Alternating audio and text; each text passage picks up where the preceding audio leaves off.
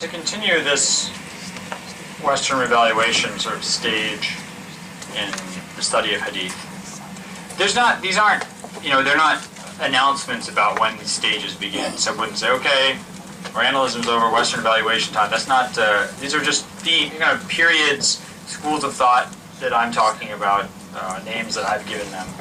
So it's important to remember that. One of the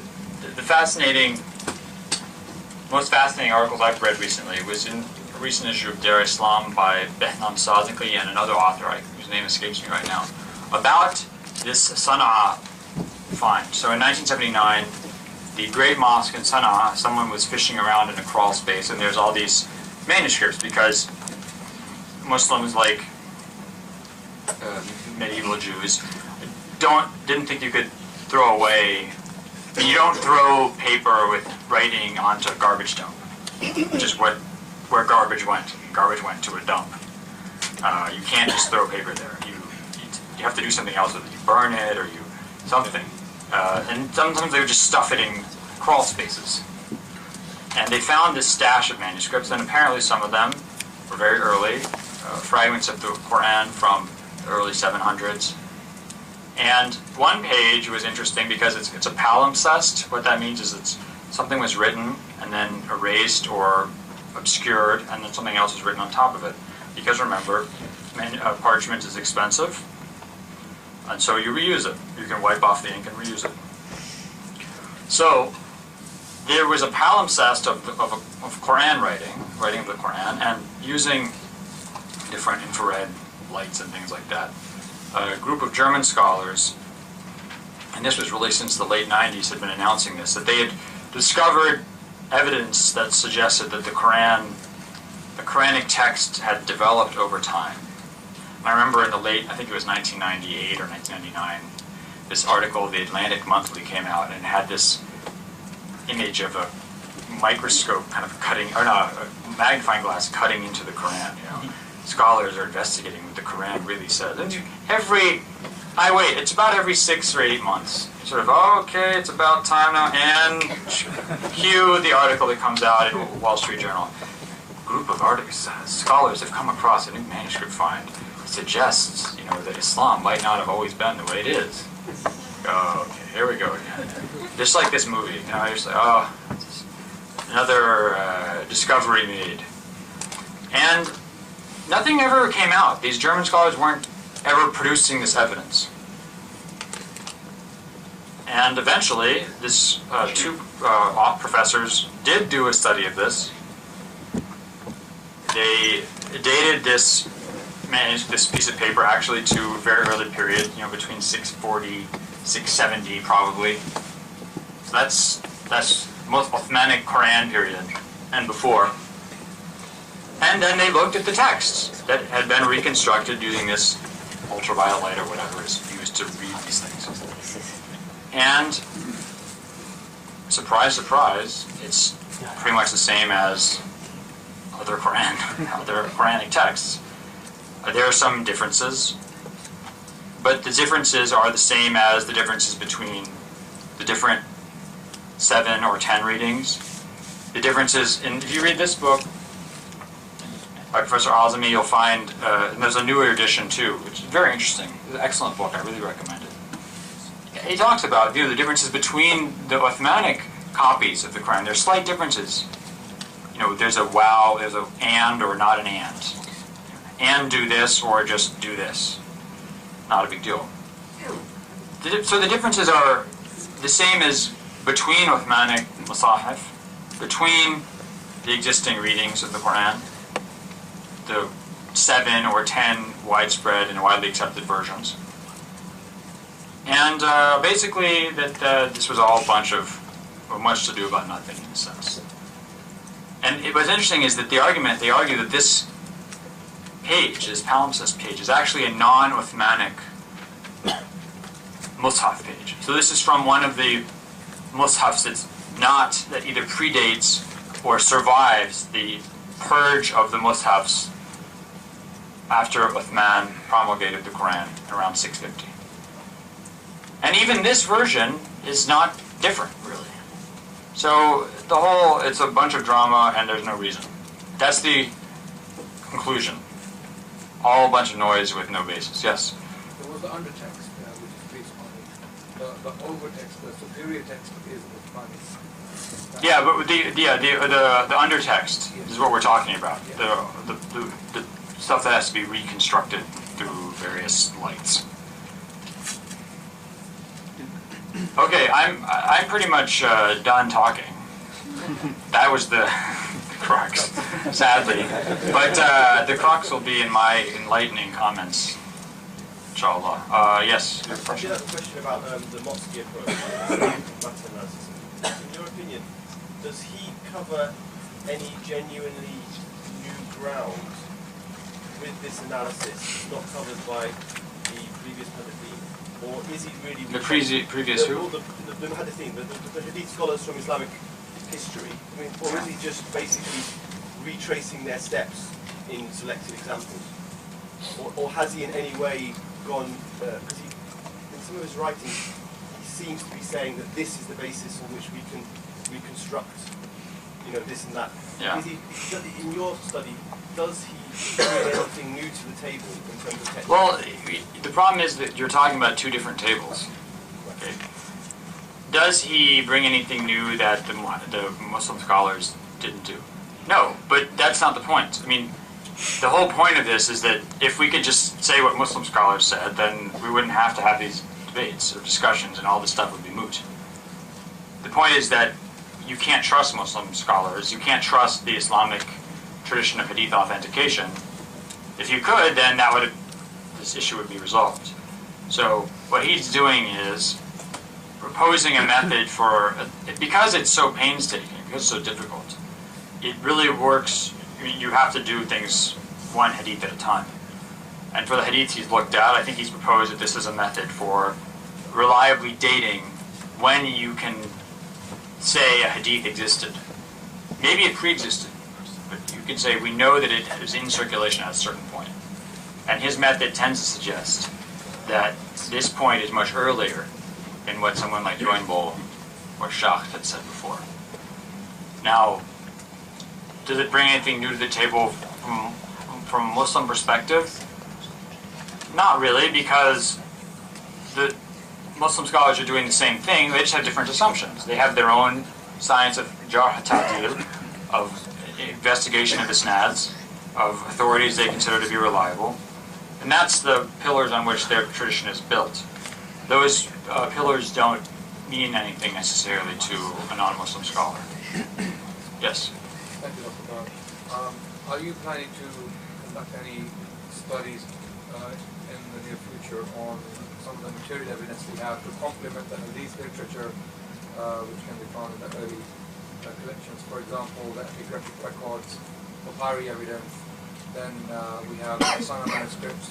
With all of these material evidences appear to be complementing Hadith literature and its authenticity, including the chronology, the Hadith chronology, Hijri chronology, based upon all this evidence. Because it appears that the previous scholarship has kind of neglected this side of evidence. Well, the problem is that when you're dealing with a very small amount of material, I mean, when you say, are you going to investigate things because these corroborate hadiths? Yes, you know, you find an epigraphic, find a rock carving that says, in this year, year 13, may God of the Hijra, may God have mercy on Fulan, some person. Omar is mentioned in Omar. But may God have mercy on me, someone carving this rock. Well, earlier people like Patricia Crona had said that the Hijri dating system was invented much later. No, it's not. Now, at least we know it's the year 13. They're saying this Hijri during the Caliphate of Umar bin al-Khattab. Surprise, surprise. So this corroborates a specific element, feature in the Hadith tradition. But these are particulars, and barring the discovery of a gigantic number of particulars, you will only be bolstering or verifying a small number of particulars. The assumption about the general nature of the religious tradition remains the same for non-Muslims. I would say, as a generalization, I know this is a generalization, but I think it's an accurate one. The general assumption is still that orthodoxy develops, that a significant amount of the material attributed to the Prophet is unreliable. And one of those assumptions is not going to disappear. And that's the assumption that he was not a prophet. Okay? You can believe that Muhammad existed, you can believe that we have generally reliable information about the early Islamic calendar, when things happened, where they were. Maybe we can date material going back to the time of the companions, maybe even to the lifetime of the Prophet. The Quran, we can say, is now historically verified through a number of means as being relatively intact, etc., etc., or that the Muslim version of its history is reliable. But you're still not going to accept that the Prophet Muhammad could know something about the future. So let's take this hadith of the black banners coming from the east. You still think the Prophet, let's have our imaginary non-Muslim Western scholar. He or she is still going to think that this hadith was made up during the Abbasid Revolution to support the Abbasids. Because people don't know the future. Now, I've talked about this in one of my books, but I think this is an interesting possibility, which is that, let's say the Prophet is not a prophet. Let's say he's some kind of deluded person. But he thinks he's a prophet. Prophets prophesy. It's one of the things they do. So, let's say he starts saying things about the future. In time, there will be this army that will come from Khorasan, they'll have black banners, etc., etc. If you are the Abbasids, and you're based in Khorasan, why not make your main color black and have black banners? Because this would help fit in with Scripture. So, sometimes history follows prophecy. Sometimes history follows Scripture. You can scripturalize history. So, an example of this in the book of, I think it's the book of Zechariah, Old Testament book. The book says, "Rejoice, O daughter of Zion, O daughter of Jerusalem. Your king comes unto you, riding a donkey or the foal of a donkey." Now, in the New Testament, Jesus enters Jerusalem riding a donkey or on the foal of a donkey. Now, it is not inconceivable that the historical Jesus decided to ride into Jerusalem riding a donkey because this is how it's predicted. Or it's not inconceivable that the people writing the New Testament described his entry in a way that scripturalized it, that made it fit into Scripture. There's in the Tang dynasty in China, which came to power, I think, in the 600s. I don't want to, my dating is a bit off. Someone can look that up on their computer. T-A-N-G, Tang dynasty. Anybody tell me when that came to power? Nobody has computers on anymore, internet or smartphones. Somebody look it up and tell me. It's an interesting story. There was a popular song at the time about this, someone named Li, and this person named Li was going to take over. And there was a major family, a powerful family in the kingdom named Li, and eventually people started suspecting him of being this person, and things got so uncomfortable, eventually he did take over. Someone have any, when did Tang Dynasty start? 680? 618, excellent, thank you. So, this is looking back in history at this, a historian would say, this story was concocted, this popular song, was concocted later on to try, by the Tang Dynasty, to argue that people had been calling for them to take power. But that's actually the opposite. So sometimes people follow prophecy or popular songs. History can be inverted. This is an important thing to consider. So this might be a way in which sometimes someone who acts like a prophet might accurately know the future, because the future follows what he said. Yes. Firstly, to start with the presentation, I wanted to ask something more specific. Recently there's been a discussion about the age of Aisha, and I wanted to ask the question, given the acceptance of the Hadith being authentic, can a Muslim adequately believe that the age of Aisha was 9 when she married, without contradiction? Or does... What do you mean without contradiction? To say that there may be another hadith from a different source that may contradict the age, or does the study of the hadith entirety lead to sort of agnostic position on her age? You seem agitated about this. Yes. What is your agitation? Why are you so uncomfortable? I'm not so uncomfortable about it, but some people are. What makes you uncomfortable? No, I'm not uncomfortable about it. What makes... The age of Aisha and a lot of married sorts. Why? What makes you uncomfortable? In the context of now, and then as you guys marrying a young girl. If I sort of put my view, I think the question is more to do with later sources such as Ibn Hisham and Tabari and Tabaqat ibn Sa'd. They have reports which appear to identify a different age. Tabari says she was 9 when... Tabari has a very interesting quote. No one ever cites it. Tabari says they signed the marriage, they did the marriage contract when she was 6, but she was young.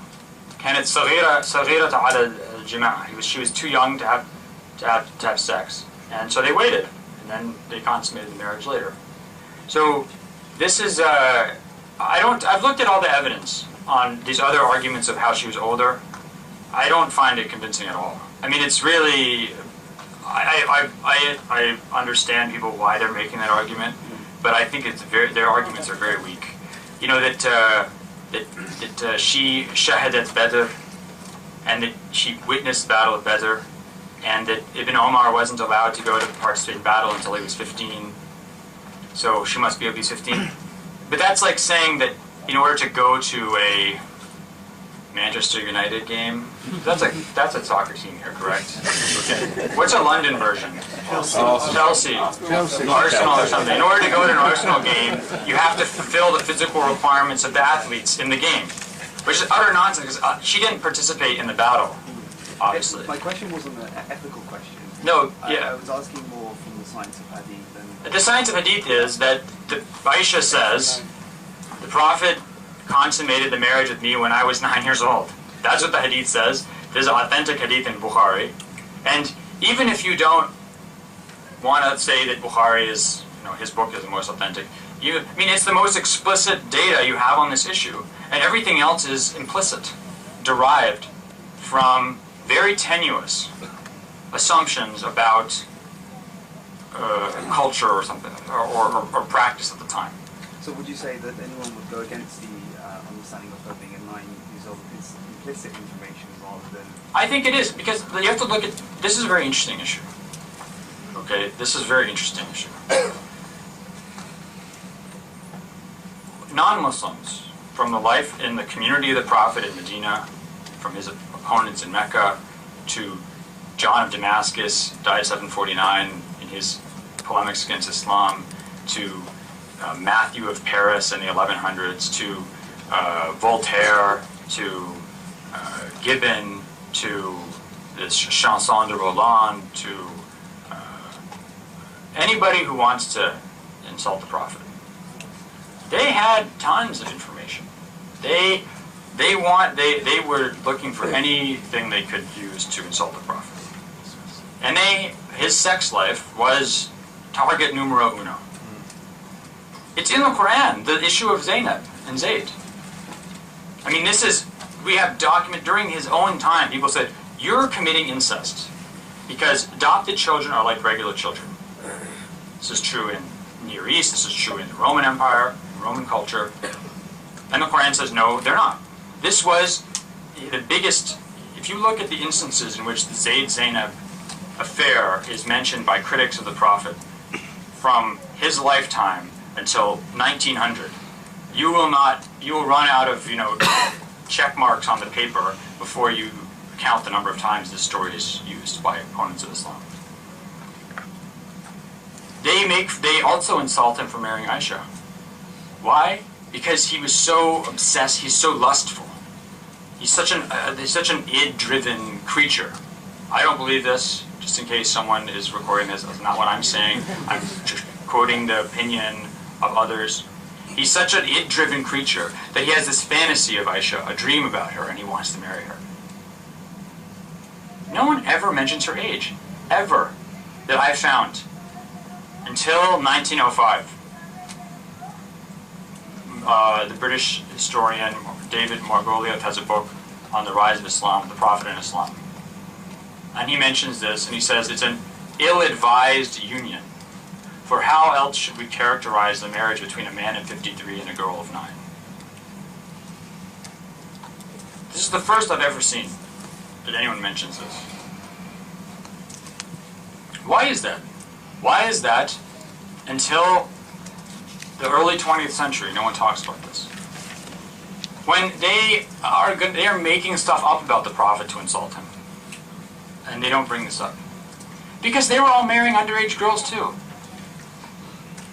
I mean, you have to understand that pre-modern, in fact, even today, peasant societies, to use the Marxist term, societies where you have the vast majority of people live in small agricultural communities, and agricultural work is the predominant form of livelihood. Marriage is very early, especially for women, generally right after puberty. And as I tell my students, yeah, Gandhi got married very young. Because you have to remember, and I've said this before in other lectures, and I think it's very important, our notions of what you're supposed to do in life are based on our lifestyle. If you don't have high school and college, or whatever, college and university and medical school, and you have to go get a job, if you're just living in the desert and you're tending goats all day, and you're a boy and you go through puberty, and being a boy, male who's gone through puberty, I can tell you, speak for the rest of the men out there, basically 99.9% of your brain at that point is occupied with sex. And I don't know what the percentage is for women, but I assume that women at some point start getting interested in sex too. And you're sitting out there with goats, and you've got nothing to do. You have no hope in your life of ever doing anything except tending goats. Why in God's name would you not get married? It makes no sense. Of course you should. And they're like, oh, you're not emotionally mature. What? What is that emotional mature? What does that mean, emotionally mature? This guy doesn't know what emotionally mature is. He doesn't, people don't think about that. Well, what about, power dynamic in the relationship? What? Power dynamic in the relationship? This is all nonsense. This is all completely anachronistic concepts we're imposing on the past or on societies that justifiably maybe don't care about this. So the argument, no one mentioned this because it wasn't a concern. And England, interestingly enough, historically has relatively high marriage ages, even in the Middle Ages, in the mid-20s. England's a very odd place historically in that sense. But this starts becoming an issue in the 20th century, and Muslim writers start dealing with it. And the interesting thing is, who are the people who start dealing with this issue first? That's not the ulama. It's people like Abbas Mahmoud al-Aqad, the Egyptian prose writer, poet who died in 1964, he's an anti-colonialist, anti-imperialist. He's not an Islamist. He's not, he's first and foremost interested in reviving the identity of Egypt, of his community, of his world, of defending it against the West. He sees that appreciating and understanding early Islam is important to that, so he writes lots of books on the Prophet and on the companions. And he's the first person I've seen who takes up this issue of trying to try and figure out a way to argue that Aisha was older. He said she was 14 or 15. But because he's concerned about the image in Western eyes. Because in that point, if you look at fatwas in Egypt, you start getting fetwa requests saying, why is it, isn't it bad that there's an old man marrying a young woman? Shouldn't we have a law against this? Shouldn't we have a law? In 1923, the Egyptian law changes and makes 16 the minimum age for marriage for women.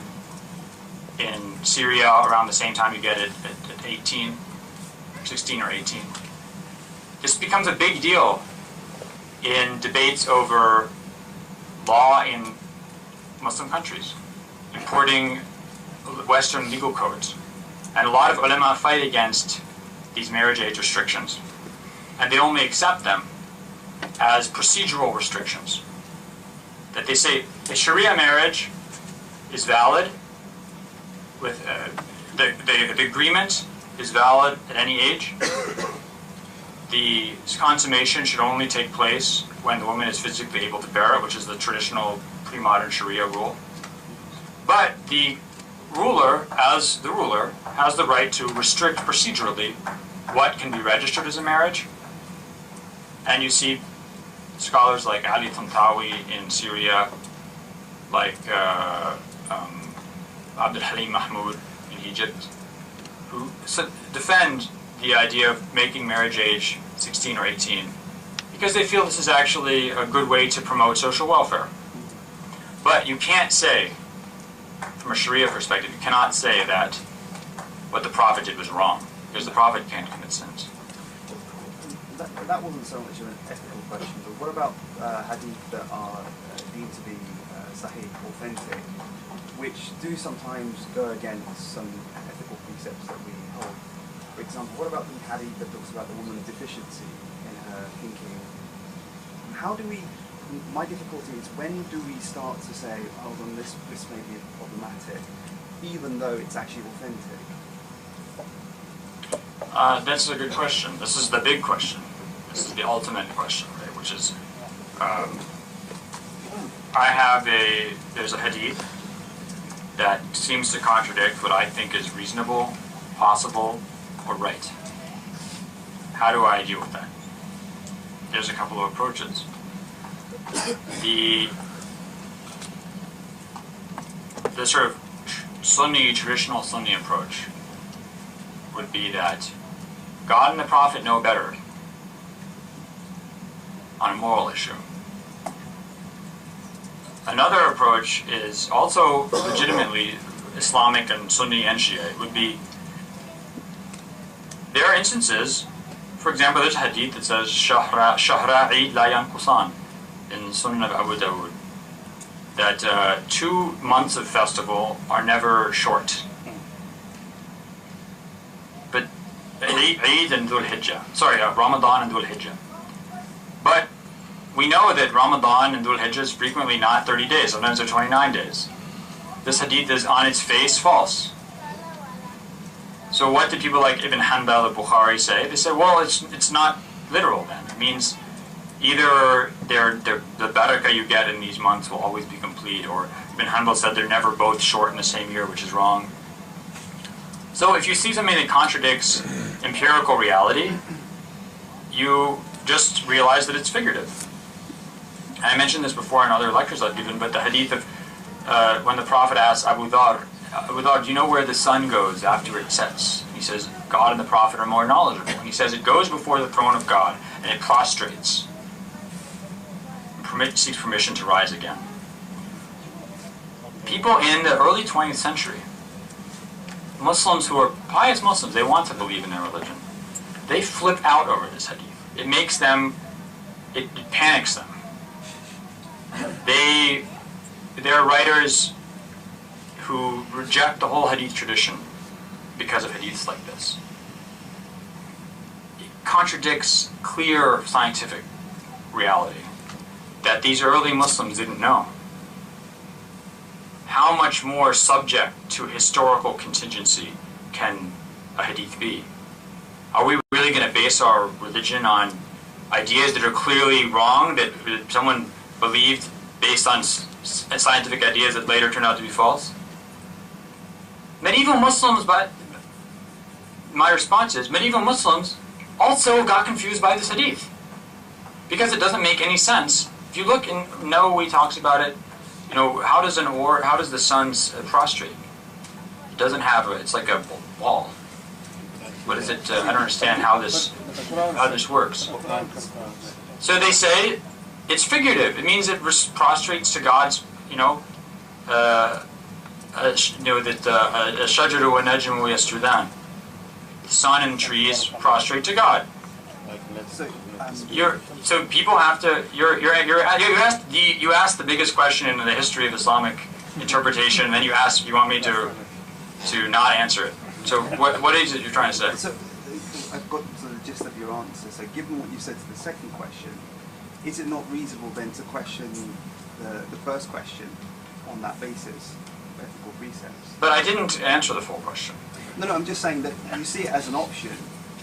I'm just saying, not that I believe that it is a question ethically, but I'm saying there are individuals that do see that as an ethical question, and there is a contentious issue there. But given the answer to your second question, that it's actually an option to revisit Hadith in this light, because it clearly goes against empirical evidence, then why not apply the same type of reasoning for the first scenario about Aisha's age? Wait, but I haven't. You need to spend more time on Muslim scholars, because they're never going to give you a short answer to a question. And I'm giving you the menu options. You can't ask me to answer the question before I finish answering the question. I'm giving you different options, right? There's possibility. One possibility is you simply say, "Sami'na wa ata'na." God said, "We hear, we obey." The sun prostrates. Okay, the sun prostrates. Fine, it prostrates. I admit it. Or you can say, okay, I understand, but it doesn't make sense to me. How does this work? Literally, it doesn't work. It contradicts. That's why the 2 months in everyone's short Hadith is a great example, because this is something you can't deny. No one is going to debate whether or not the month of Ramadan is 29 or 30 days that year. You can get an astronomical calendar and figure this out. It's not subject to interpretation.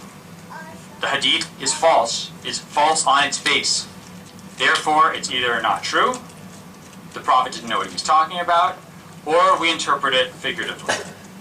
The first two options, a Muslim would like to rule out, because they'd like to think that the Prophet speaks the truth. They'd like to think that their science of Hadith authentication works. So the third option is taken. You interpret it figuratively, which is totally reasonable, because figurative use of language, according to some scholars like Giambattista Vico in the 1700s, figurative language is the real nature of language. Really, figurative metaphor is how we speak. Literal language is not. Literal understanding is a secondary feature. So there's the problem, however, when you get to ethical issues. Because there's no objective standard to measure ethics. There's no objective standard to measure right and wrong. Because right and wrong are different for different people. There's no what? I find that. You don't agree? No. I think really, you're not an Ashari. You're not. What is? So, who came up with this crazy idea that there's no such thing as universal right and wrong? Which crazy lunatic came up with this idea? This is Protagoras. This is one of Plato's opponents in Plato's mind, Protagoras. This is what the sophists are accused of not believing in universal rights and wrong.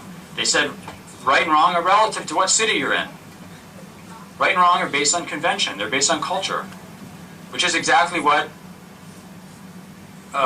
Sunni Muslims say. I don't know about 12 or Shia.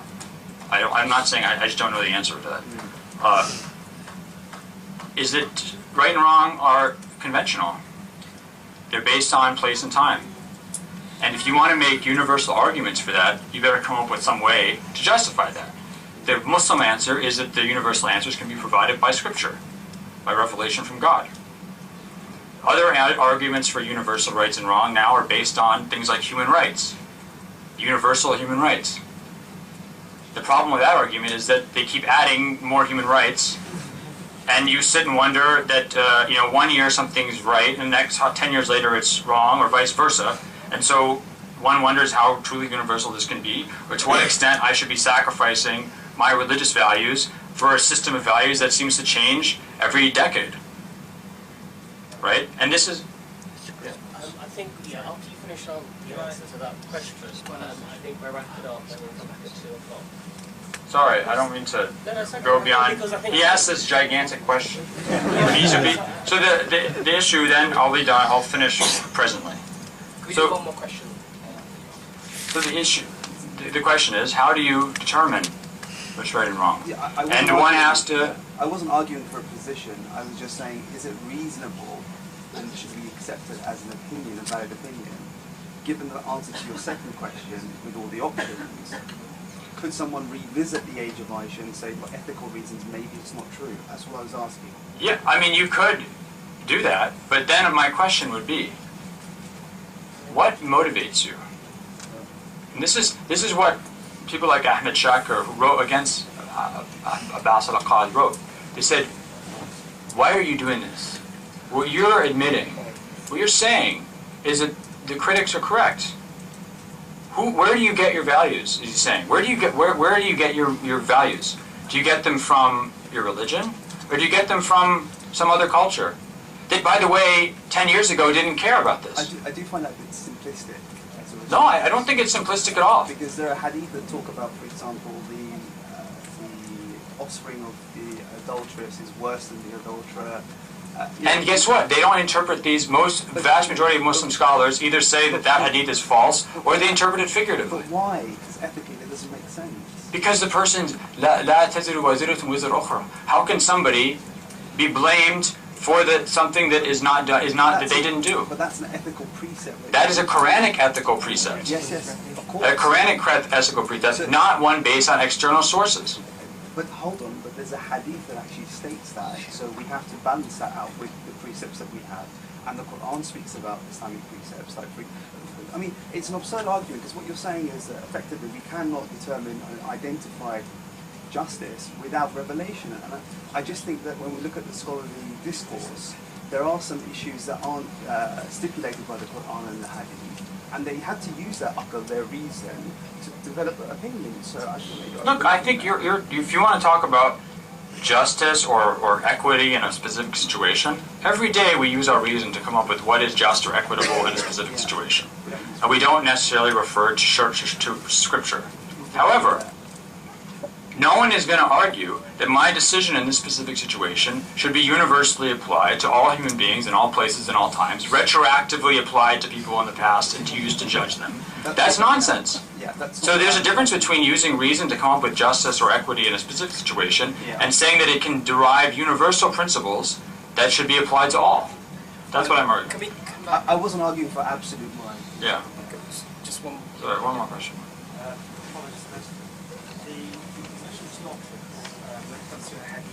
That you may not be able to reconcile with your current perspective of things. He said either you take it allegorically or you take it metaphorically, figuratively you interpret that, or you saying that what he spoke was nonsense. But nobody says that you can't open the hadith to scrutiny. Yes. You earlier mentioned the Dahla, we said everything in there was other than yeah, I mean that was the third option that I didn't get to mention, which is that you look at the hadith and maybe you decide it's not authentic. But my question is, what is the criterion for deciding it's not authentic? Could we not employ tools that have developed since, for example, the campaign? Since then, we have corpus of the hadith and tools that have developed to continue to use these newly developing tools to scrutinize existing hadith that may be taken for granted as being sahih.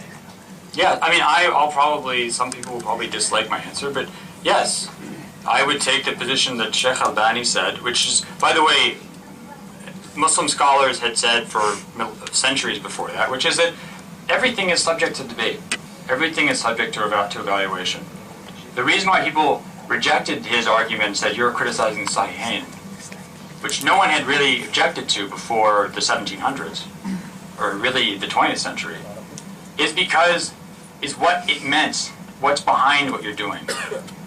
It's not about, if you want to sit and criticize, scholars get together and criticize hadiths and Bukhari and Muslim, no one's going to have a problem. What's the problem? The problem is, the criticism against Bukhari and Muslim are really criticism against the Islamic ethical system. The idea of scripture, the idea of religion as being the main reference in your life, the idea of that you should overturn things in the past because of fads in the present. That's why there's such defensiveness about those books, and defensiveness about reevaluating hadith. It's not because scholars really reject reevaluating hadiths. They never did.